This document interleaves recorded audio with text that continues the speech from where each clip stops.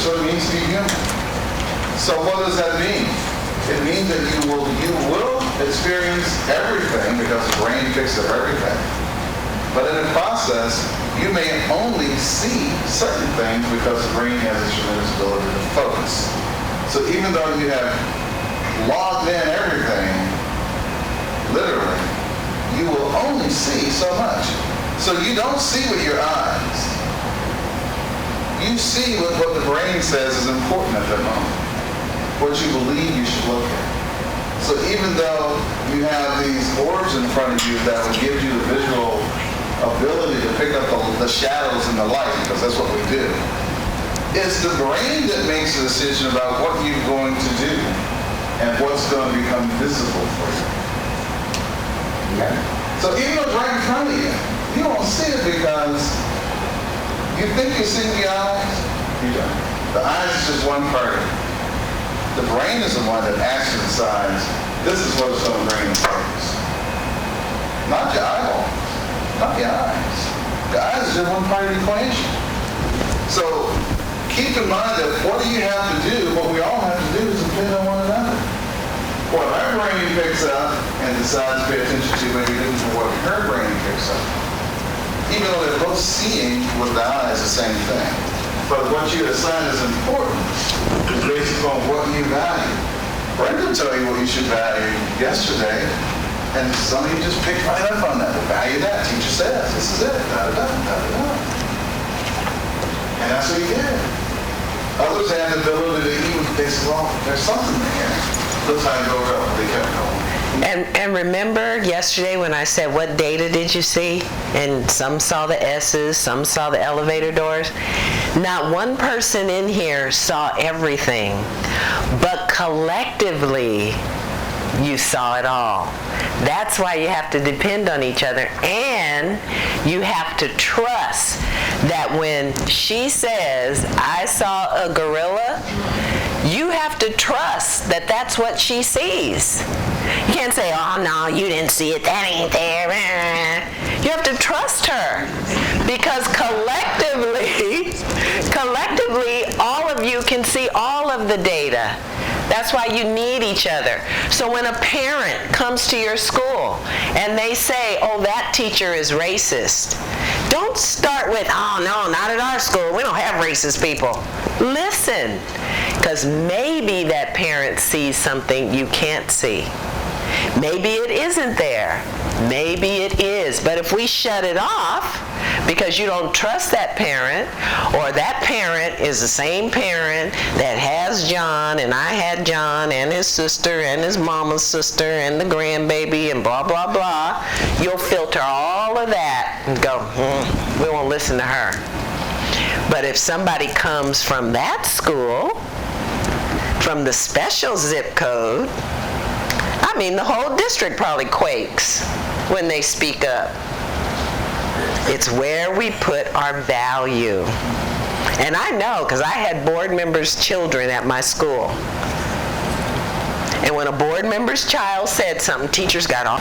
And when a board member's child said something, teachers got all up, oh, that's so-and-so's son, da-da-da-da-da-da. That's what we do. And it may not even be the case. So depend on each other, count on each other, talk to each other. Because all together you can see it all. But you can't see it all by yourself. Anything else circling around in your heads? Yes, sir. Willie. Thinking about how would administrators use this? How would they use it? Okay. Good question. What we found is they use it pretty much the way that you would use it. That is, be very reflective about their work, about themselves, and how they engage in the roles that they have, and then how they can change those roles so that they be more responsive to everybody else in the organization. In other words, sort of lift themselves out of the bureaucratic malaise, because it's real easy to get involved in the bureaucracy. Whether you're a teacher or administrator or wherever you fit in an organization, administrators are people, just like anyone else. And their focus is general. They talk a lot about kids, and we try to refocus them to refocus their energy on teachers. So the way you want teachers to treat kids, that's how you need to treat teachers. And what we have found is that, you know, teachers complain about their administrator, administrators complain about their superintendent. Superintendents complain about their board. The board complains about their community. And you know, there's somebody to always blame. And so the only difference would be their examples would be different. The reason I say that, I work with administrators, when a new person comes to the school, the very first meeting with the staff, she may come in that she gets up in the morning, look into the mirror, she likes what she sees, she's not going to change. So my question was, you don't think that you should change, and why do you think that we should do any change? It's a good question. That's a very good question. It's a very good question. It's a question to ask her, and it's a good question. Yeah, but that's a very good question. Whether administrator, whether a teacher, whether a parent, student, board member, superintendent, the assistant superintendent, it doesn't matter. Because bottom line is that when we take away all the titles, we're all people. And we're all doing the best we can, with what we understand that we should do.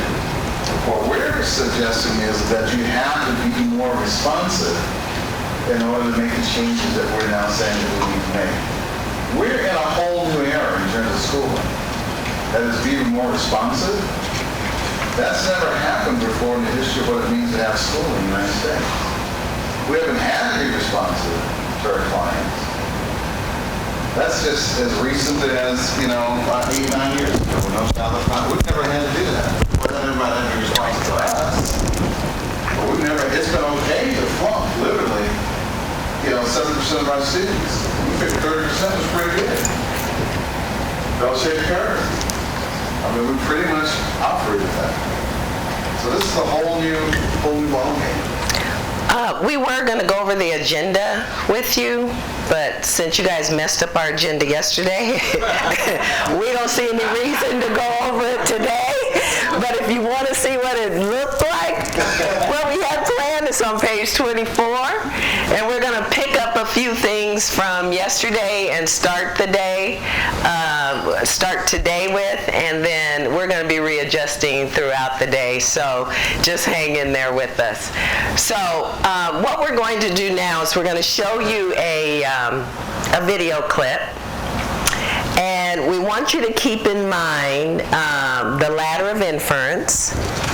And it's really more than a clip. It's about a 7-minute video that a senior in high school did on page 22. And rather than using the prompt that's there for your discussion, we're going to ask you to use this prompt that we've put up here, and we'll put this back up after we show the clip. We want you to have a discussion at your table about what you saw, how you might be feeling about what you see, and then the connections that you are making to the ladder of inference. Okay? And remember also, when you're having a conversation, remember what we practiced yesterday in dialogue. Seek to inquire, seek to understand as you're having your conversation. As a matter of fact, it might be a good idea to let's review those before we show the clip. If you would turn to page 26, please, and read through those. These are some ground rules for discussion. Let's take a few minutes to do that. It's a good idea.